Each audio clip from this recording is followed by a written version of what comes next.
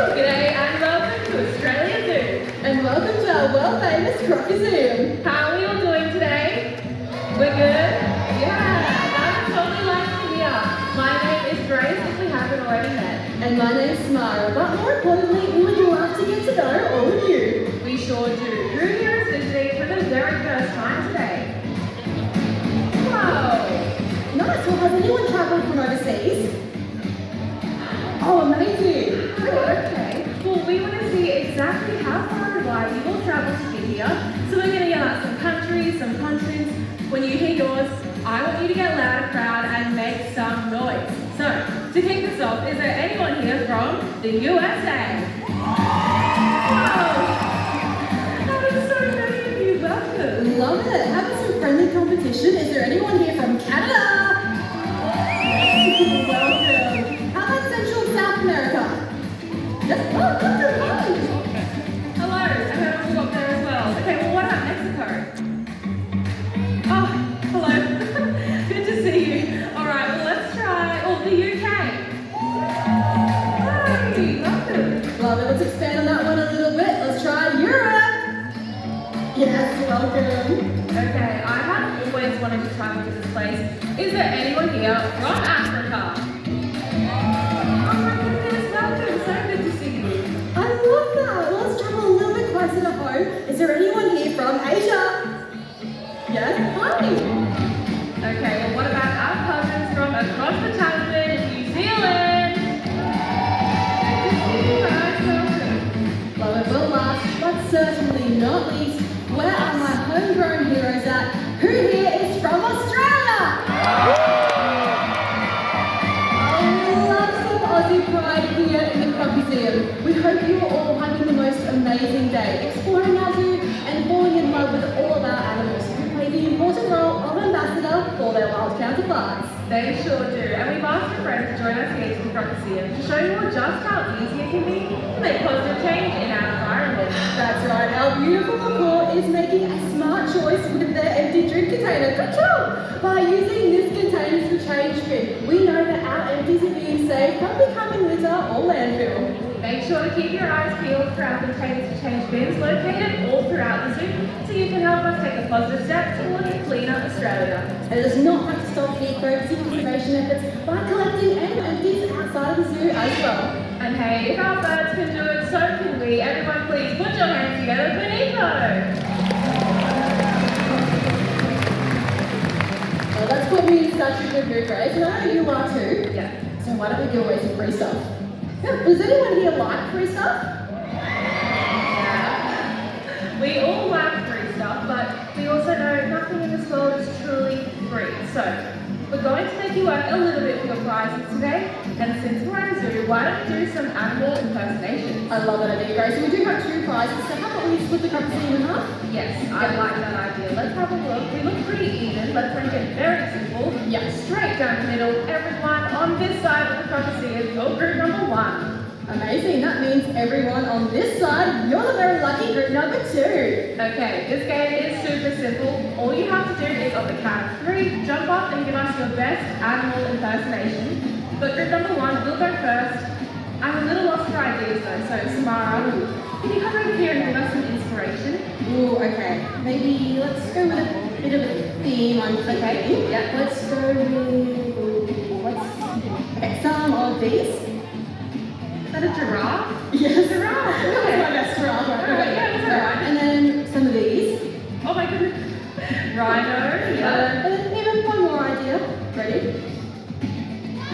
Lima. Lima. Lima. Okay, so we're traveling to our African savannah today.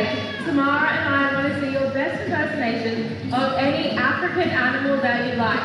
Remember to get creative and have some fun with it. All that free stuff. Are you ready? 3, 2, 1, go! Let's see it. Elephant, I like it. What is that? Keep it going, keep it going. Elephant, I love it. Okay. What about over here? Oh, nice photo. Keep on going. I have to try this again. You're making this really difficult. Oh no, oh goodness. How are we going to choose? Okay.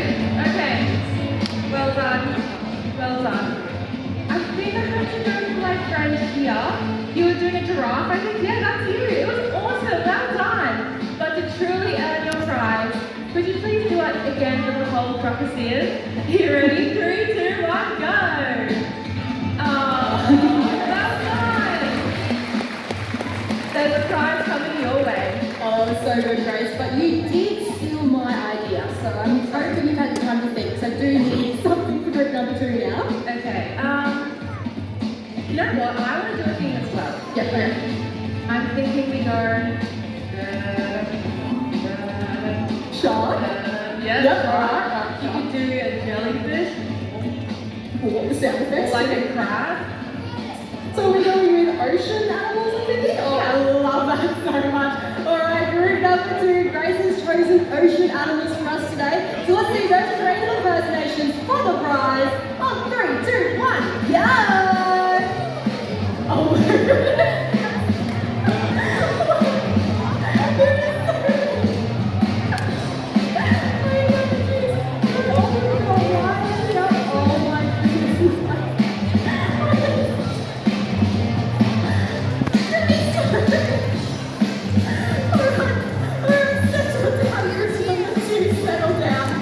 Oh my goodness.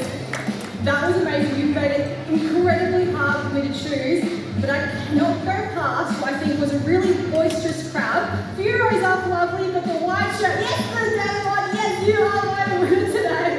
But that was awesome. You're doing the reaches. Yes, we're going to do that one more time. Here we go. Oh, thank you so much. There is a prize coming your way. We wish we could give a prize to each and every single one of you, but we promise the Wildlife Lawrence Show coming up will be prize enough. That it will, but now I think it's time to pay tribute to the man himself, Steve Allen!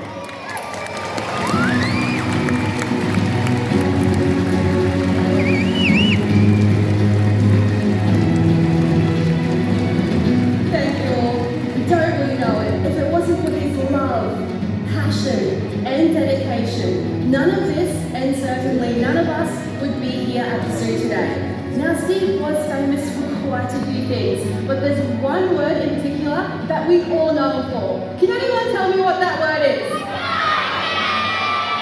Crikey, that is exactly right. So, what we're going to do now is what we like to call here at Australian Zoo a good old-fashioned crike-off. Group number 1, we are now in competition with group number 2. On the count of 3, I need you all to jump up, throw your thumbs in the air, and yell crikey as loud as you can in honour of Steve. And then group number 2 will try and be louder than us. Try? Yeah. I think we've got a pretty good chance, Grace. Oh, alright. We are very competitive, if anyone can't tell, so maybe stay with the judge. Let's do it. So, our undercover section here, does anyone want to be our judge today? Oh, amazing. First up, your job is super simple, mate. All you need to do is listen out and pick the loudest side. Hey, no bias here. You can't do that. The loudest side. Okay, we'll go first and show you all how it's done, yeah? Oh, okay. Okay, group number 1. I want your loudest and your proudest crikey. On 3, 2, 1. Woo! Yes. Yes. Yes. That was cute. I think Really happy that was with a that. pretty good go. But you know what, group number 2? We know how loud we need to beat them down. So let's hear it. Your loudest, your proudest crikey on 3, 2, 1. Yes, group number 2.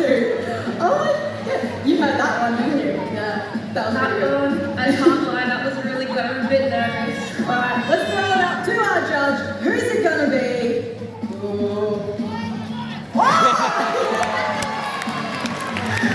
Group number 2, you have to just like your very own cracker. Sit back, relax, enjoy the show that is to come. Nearly got me there. That was cheeky. Cheeky. Alright, Grace, group number 1, you have unfortunately all lost today, which means I need you to stand up, grab your belongings. If you guys can hurry and grab Grace, because you're all going to leave. What? Sorry, they're the exit here as well. There too, actually. No. Yeah, sorry. Group number 1, are we going anywhere? No. So we want to stick around and see some wildlife. Yes, we do. I'm so sorry, group number 2. Sorry, Samara. We're not going anywhere. Please, everyone sit back, relax, and enjoy Wildlife Warriors. See you all soon. safety of our animals, we ask that you please remain seated at all times. Thank you, and enjoy the show. Welcome to my Australia Zoo. From here, where you're sitting in the crocoseum, we want you to learn and appreciate how gorgeous crocodiles really are. You'll be looking at one of the most ancient animals on the face of the earth, and it's our responsibility to make sure the crocodilians survive for another 60 million years. So don't forget, crocs rule here at Australia Zoo, here at the crocoseum. Woo! Come with me, share it with me, share my wildlife with me, because humans want to save things that they love. My job, my mission, the reason I've been put onto this planet is to save wildlife. And I thank you for coming with me. Yeah, let's get it.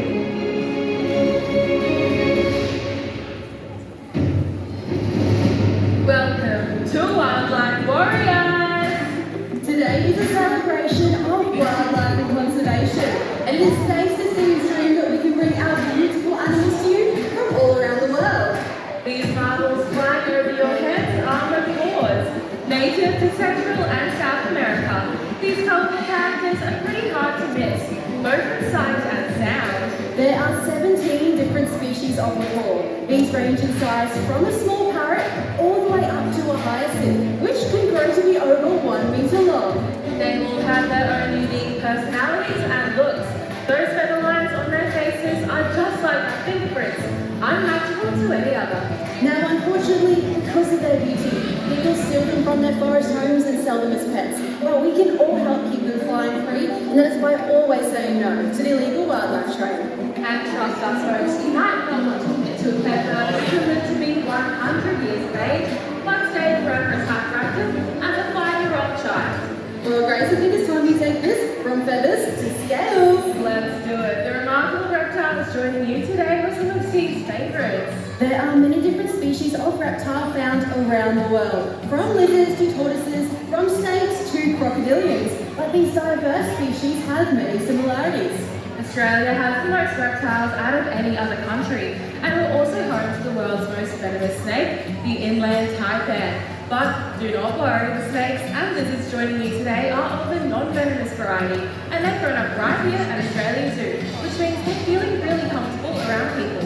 Yeah, but it is important to be cautious when around any snake, as we can never be sure if one is non-venomous. Yeah, identifying a snake as venomous or not can be really difficult. It can be, and if the snake is feeling cornered or threatened, the only way they know to protect themselves is to bite. So it makes sense to hear most people are bitten whilst trying to catch or even worse, kill a snake.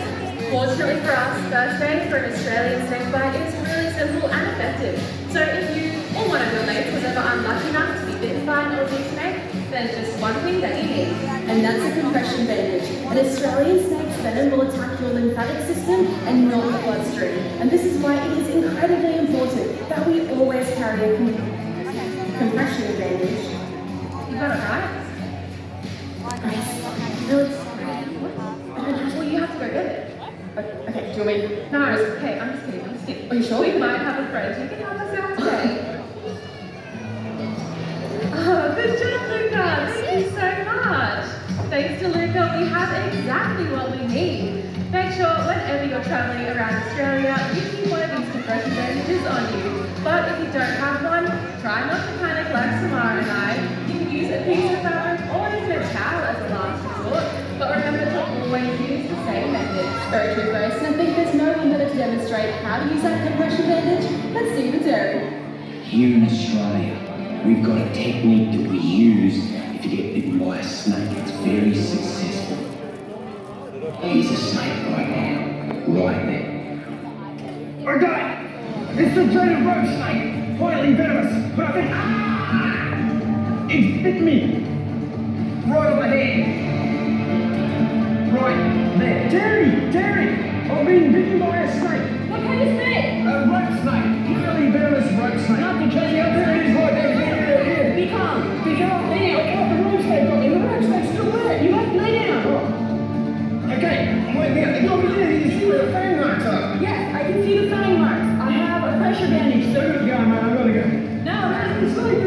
You must lay down and be calm. Okay, I'm calm here. Are you calm? But I might die. No, you won't die if you are calm. I'm putting the pressure bandage on. Okay. Does it kind of hurt because it's really going on tight? Yeah, it's a little bit tight. Okay, don't cry. I'll try hard. Okay, pressure bandage is going on all the way up the limb. Do you know why we put the pressure bandage on? No. Because the venom goes into the lymphatic system. And the lymphatic system processes the venom through your whole body. So if we put the pressure bandage on, it keeps the venom in your arm, which can't kill you. But if it goes through your whole body, then you will be doomed.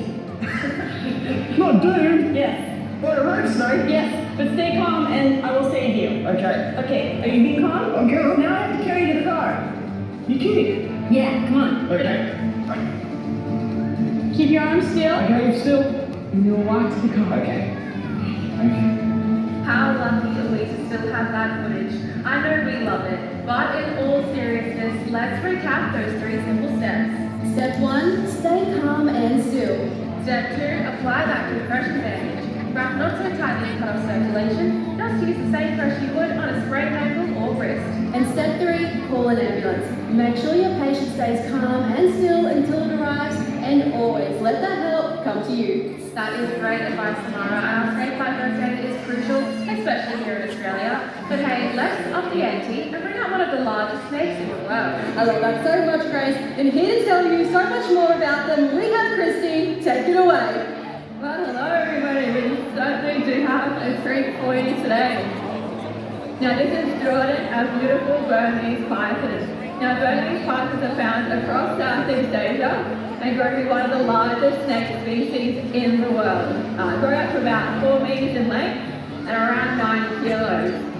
Jordan here sits at around 40 kilos, so you really can appreciate the incredible size that they definitely can get to. Now they are a python species, so that does mean they are non-venomous. However, they are definitely constricted and are one of the only known snake species that actually predate on humans. Hence we have used our most expendable reptile keepers here today. Now on a more serious note, they're probably hunted the most and fall victim to illegal wildlife trade, hunted for their skins to make boots, bags and belts. And I'm sure you'll all agree that skin looks better on Jordan than it does of any item of clothing. Thank you very much for enjoying the show. Give it up for Christy and our reptile crew. How awesome was that to see Jordan up close here in the crocoseum? Truly is a great ambassador for his species, isn't it? Absolutely, never gets old. And hey, our reptile team did a great job. Jordan is huge and very heavy. But let's get out of here, Samara, because JP is here to take you all to the skies. Thank you ladies. Hey, how amazing is that? Getting to see such a beautiful snake out here in the crocoseum. Not only that, getting to learn about our snakebite first aid is so crucial. Let's give them one last round of applause, eh? Now, this is probably my most favourite part of the day, because I get to share some of our amazing birds with you. And you see, perched high above the arid regions of Australia, we find a highly adaptable raptor surveying the landscape in search of their next catch.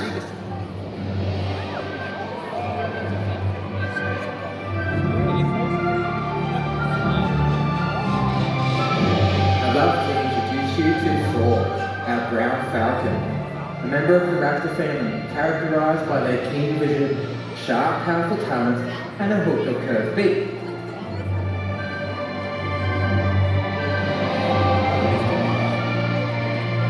Known for their chatty, high-pitched call, these birds can be found swooping down into grasslands to catch their prey with precision. Give me your teeth, Stella.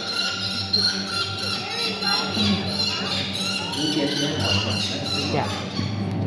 She's doing an amazing job out here in this wind. How awesome is that? Now Thor, she's a bird of prey, so she is a meat eater, much like many of our other bird of prey counterparts. But there are some species of birds that prefer the taste of the fresh fish. So I want to take you guys from aerial to aquatic, where there are some species of birds that can swim and dive as deep and as fast as fish. And that's exactly how cormorants, like these two, catch their aquatic meals. Now we've just been joined by Albert and Scuba. Albert, the larger of the two, he is a great cormorant. And Scuba, with the two-tone coloration, she's a little pied cormorant. As you can see, they're pretty much perfectly designed for life in the water. Now this is because they lack that water-resistant coating on their feathers, that many other birds do possess. This allows them to swim faster and dive to greater depths in pursuit of their prey. Now while that's great for life in the water, birds simply cannot take to the skies with wet feathers. That's why it's so common to see our cormorants lining the riverbanks of Australia, holding their wings outstretched, just as if they're shaking them out to dry. Now, Albert and Scuba, there are only 2 of 5 different species of cormorants found here within Australia. So keep your eyes peeled around our waterways, you may be lucky enough to see some of their friends. Now, while our cormorants, they like to dive beneath the water in search of their prey, there are some species of birds that wade through the shallows. Our next guest will be making his grand entrance from outside the crocoseum. These birds fly at the highest of altitudes. However, aerial prey is not their choice. They're aquatic predators. Ladies and gentlemen, direct your eyes above the rooftop. Please join me in welcoming Douglas.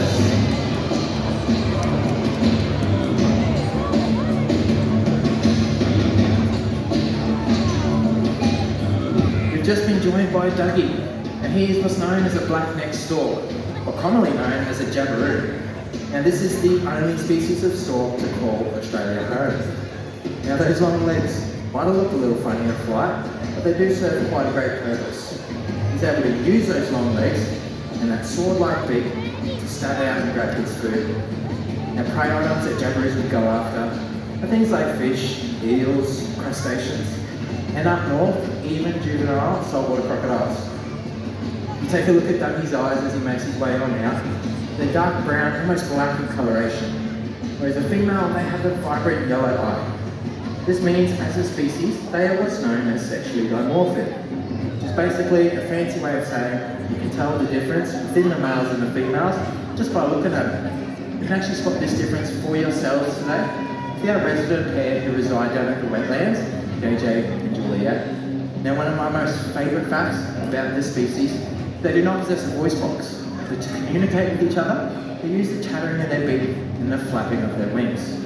Now they are also quite a romantic species, as they are thought to mate for life. They are a monogamous species, and they build their nests high up in the treetops, sometimes 20 metres off the ground. But, on a more serious note, our bird species, they all rely so heavily on our waterways for their survival. This is why it's so important for us to all be playing our part, binning our rubbish and keeping our waterways clean and clear of pollution, ensuring the survival of these amazing birds for generations to come. Thank you. Thank you so much, JP. Let's hear it for our incredible birds. Australia's native wildlife is some of the most magnificent in this world. Unfortunately, the impacts of our birds, land clearing and domestic pets has led to an increased number of sick, injured and displaced animals. Steve established the Australia Zoo Wildlife Hospital and Rescue Unit in 2004 in his mother's memory. It is now one of the largest and busiest purpose-built wildlife hospitals in the world, and we are so thankful to be able to give around 10,000 patients life-saving treatment every year. Now, if you or a friend ever come across any sick or injured wildlife, please call your local animal service. At Australia Zoo, our rescue unit is on call to assist in the rescue of all our native wildlife. Well, Grace, we've seen quite a few birds and reptiles today, so I think it's only fitting that we bring out some of our furry animals. Ooh, I'm very excited about this. We love them so much, and it's pretty clear Steve did too. The closest living animal to the koala. And they're a force to be reckoned with. Have a look at this little cutie pie. This is my girl. You want to come for a ride and see? Australia's greatest excavators. The Wombat, very famous Australian. They may be small, but they're mighty, and we consider them zoo royalty. Arriving in style in her very own Wombat wagon, let's welcome Kato! Alright everyone, let's take a moment to appreciate this. How cute is Kato in her Wombat wagon? That isn't even the best part. Keep on watching. Let's see how she does. Pretty big step. Oh, nice. Oh my goodness. Now, if you can't already tell, our wombats are incredibly spoiled by their keepers. But hey, why don't we tell you a little bit more about this cutie? Absolutely. Kato here is one of our beautiful common wombats. You'll find no wild counterparts cruising around the southeastern parts of Australia. scratches already there. Yeah. Now, if you take a closer look at Kato's features, she might look short and stout, but do not let that fool you because a wombat can run up to 40 kilometers per hour. Now, for my imperial system use in the audience, that's around 25 miles per hour. Yes, and while that isn't over long distances and only in short bursts, you wouldn't want to get in the way of a wombat going at full speed. They are pure muscle, which is why they've earned the nickname bulldozer of the bush. Kato here would definitely out-muscle. Yeah, you and me especially. I cannot run 40 kilometers an hour. Now, a common wombat's fur is surprisingly coarse compared to their cousins, the southern hairy-nosed wombats. Now, their fur is quite soft, and you might be able to spot this difference for yourself if you go past our wombat habitats later today. Speaking of relatives, the closest living relative to our wombats is the koala. They are both marsupials, which means they both have that backwards facing pouch. This is a really cool feature, and it's where their joeys or babies spend a lot of time when they're growing up, and they also learn a lot from mum as well. Yeah, and they'll have their pouches facing this way so that when they're digging into the ground to create a burrow, that they won't get dirt in the pouch. Now, a wombat then will burrow for multiple reasons, for safety, for a home, or in the case of our wombats here at the zoo, to create a nice big mess to keep our keepers nice and busy. Yes, they love to have a lot of fun. Now, the life of a wombat keeper is pretty cool. You might have actually seen our keepers taking our wombats like Kato on their daily walks. This is a ritual for them and is part of their routine. All it takes is a jiggle of their personalised harnesses. Kato's there says Spud Muffin if you're curious. And they come running over. And hey, if they don't feel like going for a walk that day, that is alright as well. It is completely up to them. Now, it is a really, really cute sight to see, but it's also a pretty important form of enrichment as well.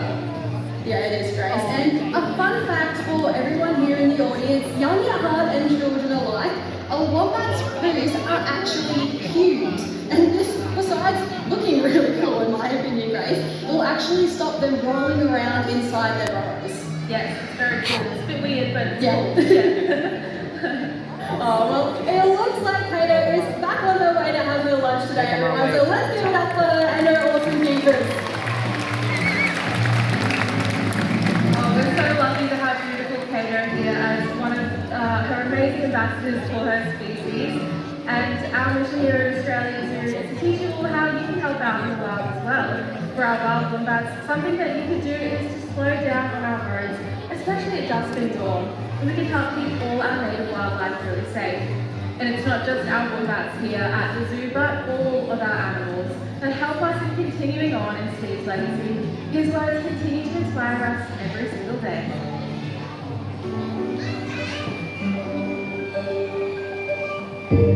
I feel that we can educate people about our wildlife and therefore protect them. Through education comes conservation about the importance and the significance of the little furry animals like kangaroos and koalas, but also the animals deemed dangerous like the large saltwater crocodiles, the venomous snakes, poisonous spiders, great white sharks. They're very important and integral creatures in our entire world. It's all about looking after the wildlife, about being fair income about the wildlife. Of course, habitat is the one thing that we have to maintain. Without any habitat, we haven't got a hope of saving our animals. Our native birds are very social and they have a very distinct sound. If you keep your eyes and ears open, you might be lucky enough to see them flying around Australia or even our beautiful Australian zoo gardens. But now, we'd love to introduce you all to the speed demons of the third world, our rainbow and red-collared lorikeets!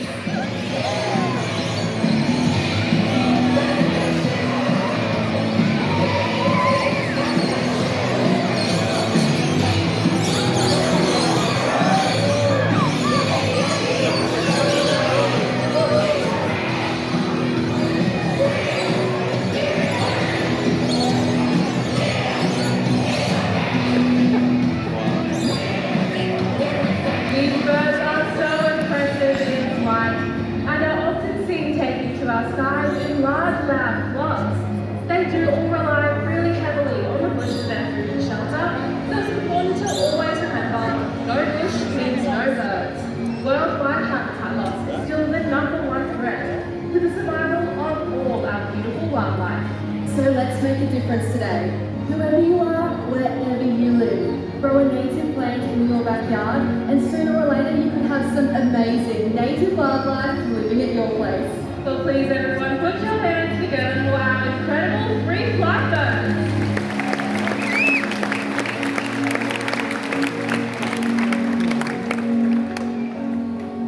Alright, Tamara, I think there's just one thing left to do. Let's do it. Who wants to see the croc?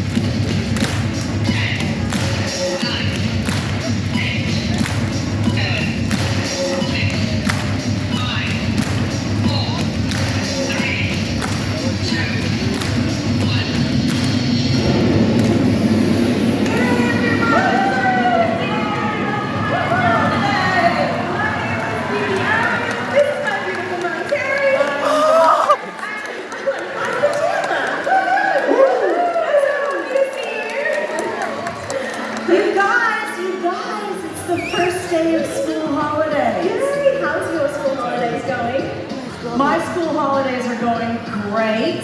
By the time you're 61, every day is school holiday. Who's here on school holidays? That is fantastic. We are missing an Irwin. We are, we're one Irwin down. We are. I don't know if anyone, does anyone know where Robert is? Oh, where? London. Where? He's in London. With London. Johnny Webb. Yes. Because No. it's just warm up here.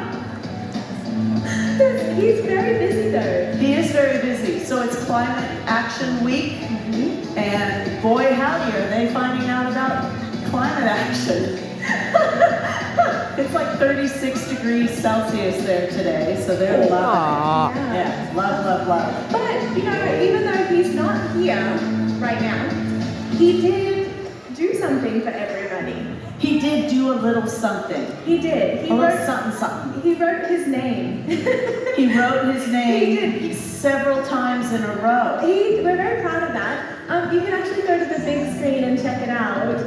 We have this really special. Dad was honored to become a pop icon. Yeah. Which is pretty cool. That's, what's that called? A pop moment. Yeah, so, and then Robert's photography book. So Robert signed it and it's really special. So there's, I think, 100 available. Yeah, there's only 100. Yeah, so you can go check it out in Australia or crocoseum shop. Yes, one of those shops. We should find that out. We should probably ask, Oh but we my all goodness. wrote our names. Yeah. And look, there's Crikey Bindi, and there's Robert's name. Robert bought the log, Yeah, and then you. and then me. And that's really exciting. However, we are here to do a croc show. Chandler, who are we feeding today? Yes, well, today is exciting because we're feeding the only crocodile here who's managed to nibble on a couple of people. Nibble. Yeah. That's Nibble. one way to word it. Yeah, so it's Nibble. Graham.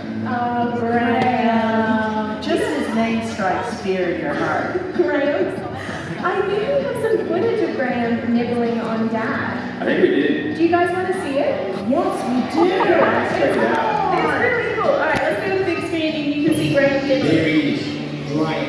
The only big croc at Australia Zoo to ever get the better of him. It was a routine capture. And then, whap, grab me by the hand, pull him out of the water, luckily I landed on his head and I got away with my life. Graham's never forgiven me for getting away with just a wounded hand. Ouchie wawa. So let's not do that today. No, let's not, because Graham's way bigger. Yeah, he's huge now. Yes. You can actually see him coming out. If you go to the big screen, you can watch Graham. Can you? Yeah, let's see. Watch him. Look, there he is. There he's he already is. out. Oh my gosh, he's out. He's ready. And you can see he is giant. So He is. it'll make for a great show. Keep your cameras rolling. Sweet.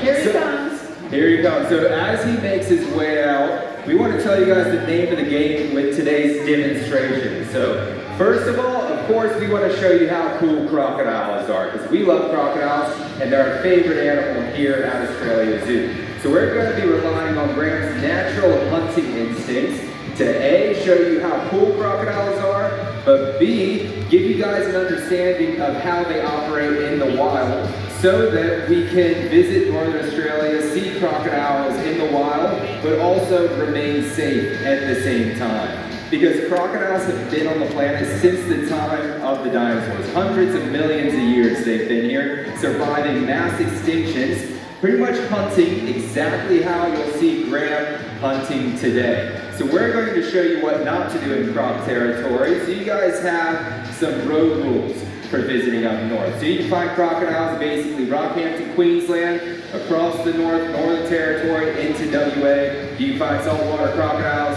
just like Graham. We've proven through our research that crocodiles can travel 60 kilometers in a single day. So during those wet seasons up north where you have monsoonal rains, they'll cover a lot of ground and end up in water holes far away from those river systems where you traditionally expect crocodiles. So that's why when you're up north, you want to assume there's a crocodile in every waterway. Graham is making his way through knee-deep water, and you'll notice he's not even making a ripple on the surface. Out in the wild, you would find crocodiles typically in deep, dark, murky water with zero visibility. So I could be standing here having a fish, even jump in and cool off, and have no idea there's about a 14-foot crocodile just beneath the surface. Now you'll notice he's tracking me wherever I go. That's because I'm near the water's edge, sending out vibrations. So he knows exactly where I am, and he wants to come check me out, because these vibrations are pretty much a big signal that food is by the water's edge. And it gets him really excited because he either wants to strike for food or territory. So now that he's really excited, really amped up, it's over to you, Terrie. Oh, great. Good luck. Nice. Come on. That's a boy. Come on, right here. That's a boy. Good boy. Yeah, he's a lot bigger now. Come on, look at the food, dude. Come on. No, he's just looking at your legs. Excellent. Up here. Come on. Come on. Up here. Don't look at my legs. Look at it. Are you just holding a note? No. You can do it, buddy. That's a boy.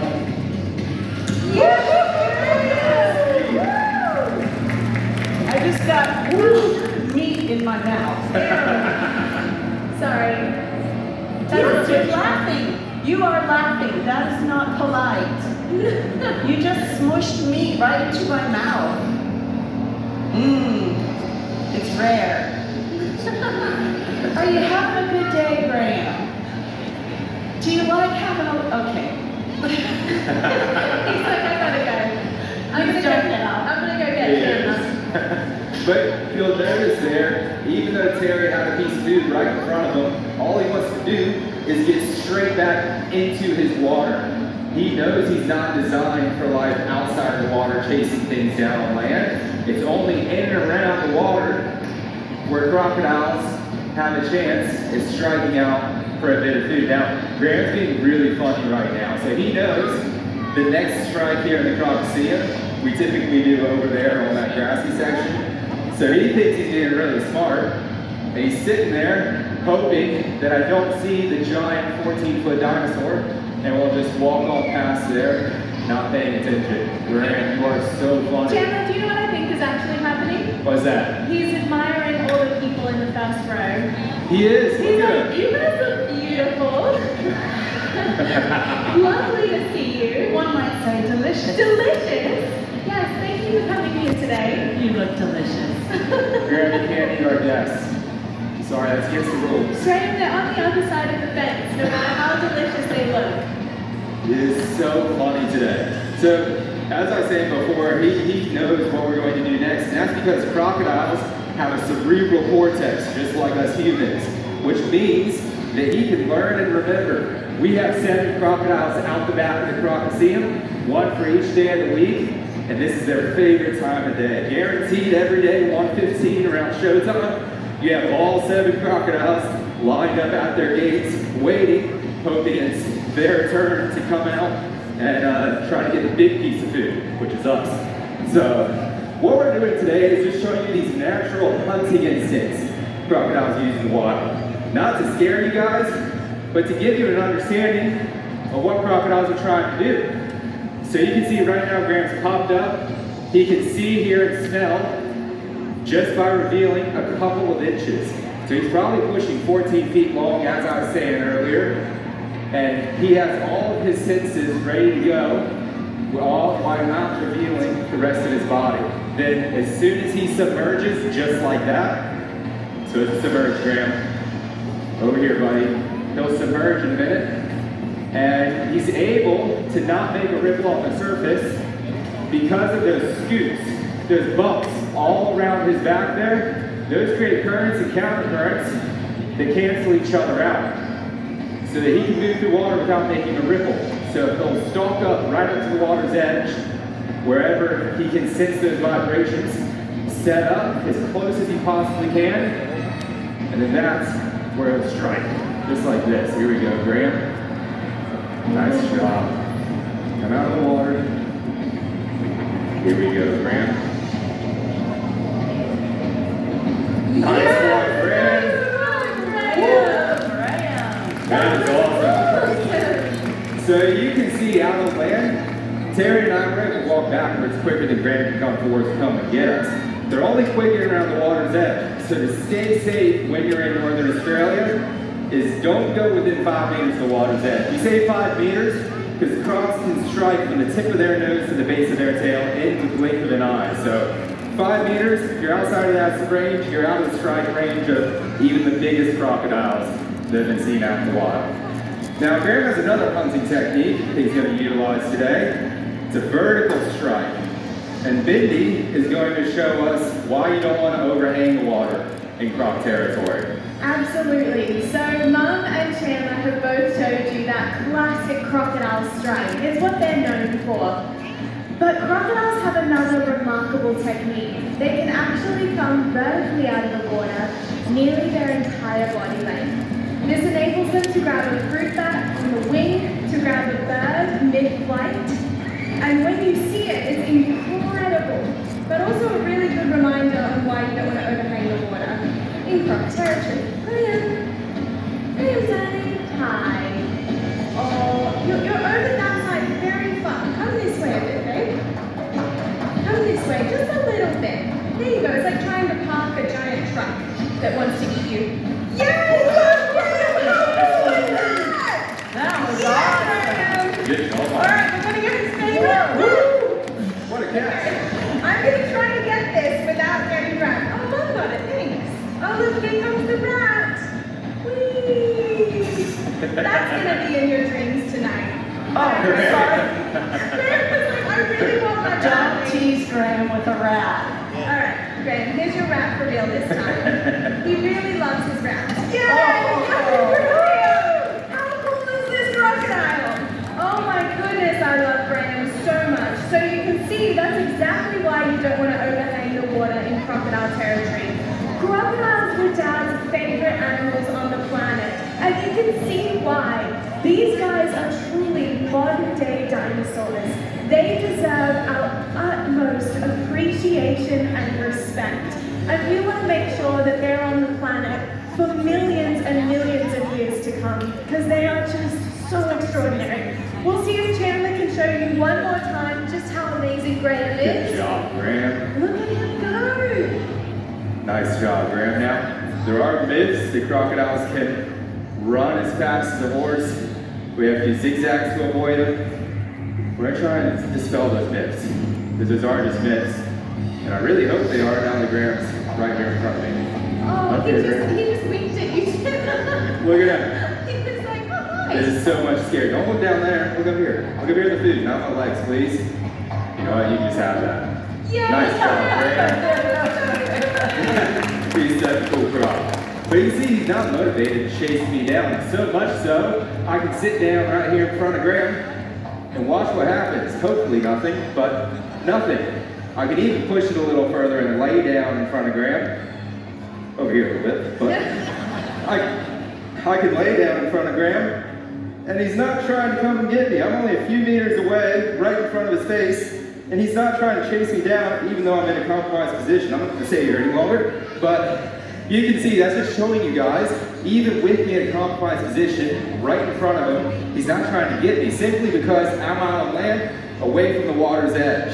However, if I get further away, all the way over here, and start messing around in his water, let's see what happens. Absolutely nothing. Absolutely nothing. What do you think, Graham? There we go. You can see I'm much further away than I was laying down right in front of him. And just me being right near his water's edge, he wants to get back in and either defend his territory or look at me as a big food item. He can't tell the difference between a feral pig, wallaby, human coming down to the water's edge. Just anything in and around the water's edge means food for a crocodile. So that's why they're so easy to avoid. Don't overhang the water, don't approach the water's edge, and don't go swimming in croc territory, because he can swim at about the cruising speed of a dolphin, which is a lot quicker than we can swim. Follow those rules, you'll keep yourself safe and also crocodiles safe at the same time. Now, I can see Graham's pretty fired up because he knows we have something exciting planned for him. I think we've seen how they strike and how they set up that stalk. I think let's replicate what a successful hunt would look like for Graham. I love that idea. Okay, Do it. so let's imagine right now that we are in far north Queensland. This is deep, dark, murky water, and a large feral pig approaches the water's edge. Yep, thank you. Sorry, the pig is really thirsty, and he doesn't see the crocodile setting up for a strike. The pig is drinking, unsuspecting, and then the crocodile will strike. Whoa! He's gonna grab the pig. Chaos is happening. The pig's really thirsty, so the pig goes back to the water's edge, and the crocodile's gonna strike There we again. go. Yes! Okay. Graham has the feral pig. Now, what is he going to do? He may head shake, but if we're really lucky, yes! He will death roll. A crocodile will death roll to roll an animal off its feet and drown it very quickly. 2 death rolls! Yes, Graham, this is so cool. Hardly anyone in the world has seen a crocodile death roll in real life. This is amazing. And this is all completely natural behavior. 3 death rolls! Yes, Graham! This is so good for our crocodiles. Right now, Graham thinks that he has Chandler's leg, so he is absolutely stoked. It's kind of like throwing a stick for your dog. They get so excited. He knows that he is the king of the crocoseum. He knows how powerful he is. And I love that we get to show you guys just how extraordinary crocodiles are. There's a reason why we call them modern-day dinosaurs. Yep. Is he going to get his food? He's going to get his lunch. Yes, good job, Graham. That was awesome. Who's a good boy? Did you get that all by yourself? You are such a good boy, Graham, and you're so beautiful. Don't you just love crocodiles? It's so cool because we live with dinosaurs. It's just wild. Steve loved crocodiles and spent his life working on protecting them. He was part of the East Coast Crocodile Management Plan in the 1980s, and then we started doing research together in the 1990s. It's now been 34 years that we've been formally studying crocodiles, and I just think they're more awesome every day. They are incredible. More jaw pressure than any animal. They grow larger than any reptile on the face of the earth. They can lower their heartbeat down to 4 beats a minute and then explode out of the water. They're just amazing creatures, and some sometimes I think we need to show a little more love and respect for them because they are so beautiful and special. I just really appreciate everyone coming in today to see our crocodiles, to continue Steve's mission and message, protecting crocodiles and making sure they're here for generations to come, because they are top of the food chain, apex predators, and incredibly important. So thank you so much for coming in. Have an awesome school holidays, and remember, Crocs rule. Thanks, everybody.